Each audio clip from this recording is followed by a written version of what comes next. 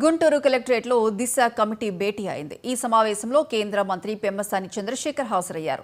ఏపీలో కేంద్ర పథకాల అమలుపై సమీక్ష నిర్వహించే కేంద్ర మంత్రి గుంటూరు విజయవాడ హైవే పనులపై అధికారులను అడిగి తెలుసుకున్నారు.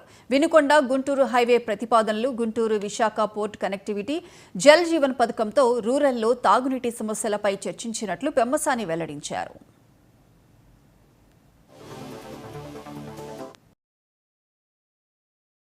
బైపాస్ ఉంటే 93% కంప్లీట్ అయిందని చెప్పారు. సెప్టెంబర్ ఎండ్కి దాన్ని 100% కంప్లీట్ చేసి ఓపెన్ చేస్తా ఉన్నారు.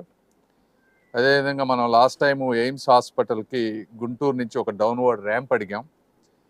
దాన్ని కూడా అక్టోబర్ ఎండింగ్కి అది కంప్లీట్ చేసి ఇస్తామని చెప్పారు.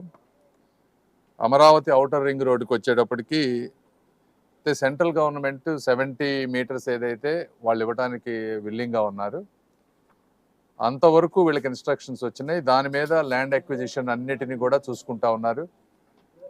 సో అది ఒక ప్రాసెస్కి వచ్చిందని చెప్పారు. అయితే మనం చంద్రబాబు నాయుడు గారు దాన్ని ఇంకా ఎక్కువ కావాలని అడుగుతా ఉన్నాం.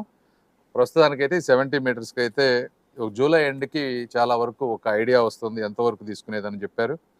అదేవిధంగా Vinukonda Guntur national highway 544D అందులో టెక్నికల్గా అంతా అప్రూవ్ అయిపోయింది.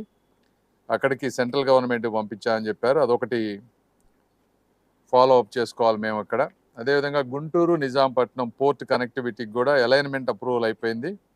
ఇది కూడా ఢిల్లీలో కొంత పెండింగ్ ఉంది, అది కొంచెం ఫాలో అప్ చేసుకోవాలి.